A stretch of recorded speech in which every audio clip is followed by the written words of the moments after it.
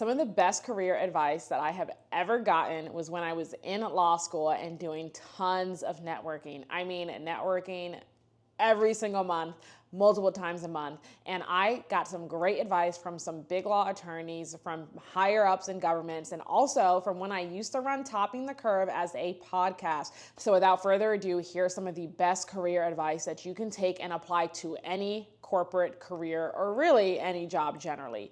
The first one is who you know, not what you know.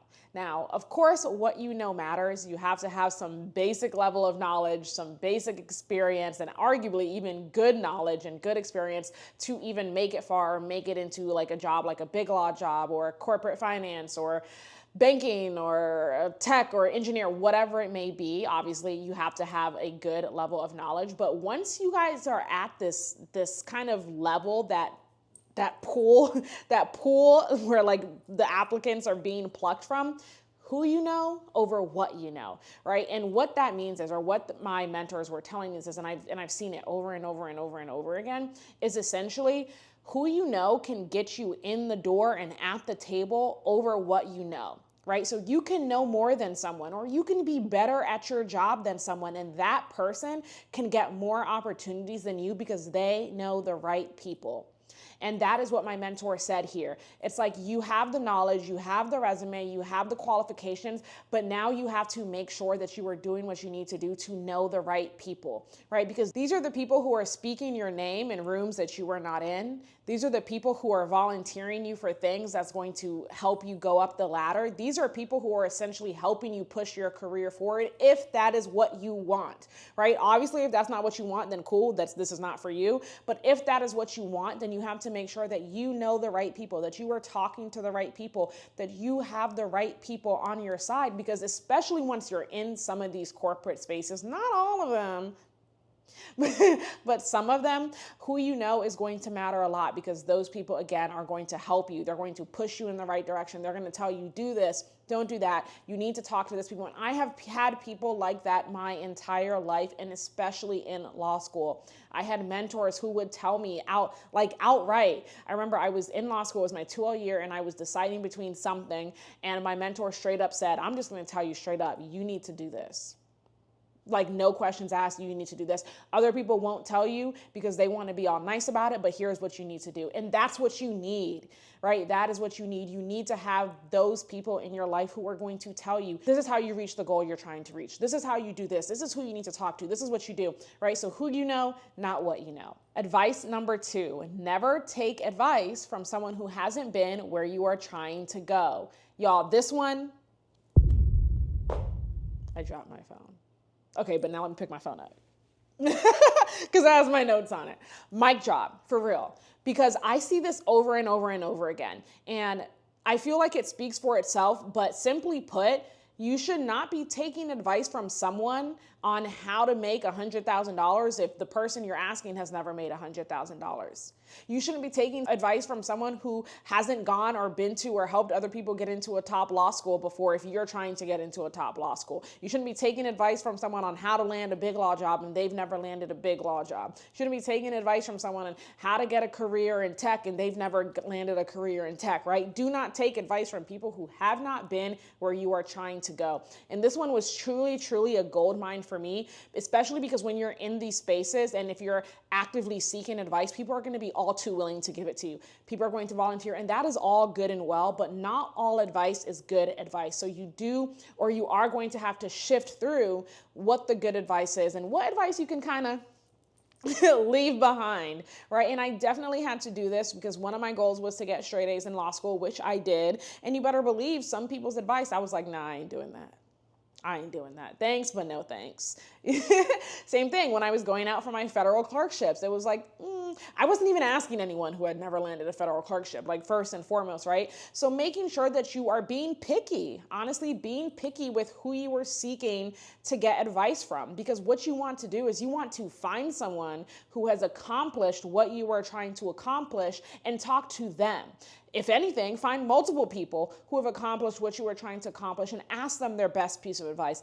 Ask them what they recommend you do. And what I've noticed, especially when I was aiming for big law, once I was in big law, when I started asking people who were accomplished and who had done things I wanted to do and gotten to places I wanted to get to, a lot of the advice converged. Right? There were some takeaways from, even though the advice may be slightly different, there were some converging points, there were some takeaways, there were some commonalities. And that commonality, if you start to hear it over and over again, that's what you do. Right? Of course, like you're going to do multiple things, but especially that thing, because although these multiple different people gave you multiple different pieces of advice, here's this piece of commonality that they all gave you. Right? And so that's the thing you definitely want to make sure that you're doing. So again, make sure that you're picking the people who are qualified to be giving you advice, especially as it pertains to career advice, especially as it pertains to financial advice, because you could go so wrong on both of those angles with financial and career if you're taking advice from the wrong people. Next is don't reinvent the wheel. I heard this a million times in law school. It applies in school, it applies in career. Honestly, it literally applies in everything. Whatever you are trying to do, someone has probably done it before. Find that person and ask them how they did it. Do not reinvent the wheel. Right? I think so many times we have this ability, but I just want to get this feeling of satisfaction. Baby, you better go get that feeling of satisfaction from the accomplishment, because there's no reason for you to have to struggle to do something that someone has already done. And me personally, I want the easiest path forward. I mean, I want a paved brick road. So you tell me how you did it and I'll do that, but don't reinvent the wheel. Don't make it difficult for yourself, especially if you're a minority. You got it difficult enough, especially if you're a Black woman, you have it difficult enough, right? Don't make it even harder. Right? Don't reinvent the wheel. Go out and find the coaches, pay for the mentors, join the groups. I have a whole video up already on 6 habits that made me a $400K earner before 30, $400,000 plus before 30. And one of the things I talked about in that video, I think it was 8 habits. One of the things I talked about in that video will be up here on the screen somewhere as a card is coaches and mentors and communities. That video is so good. Like, go watch it. And it's so, so important. You don't want to reinvent the wheel, especially because whatever space you're in, you can probably find someone who has already done what it is. Advice number 4, your mentors may not always look like you.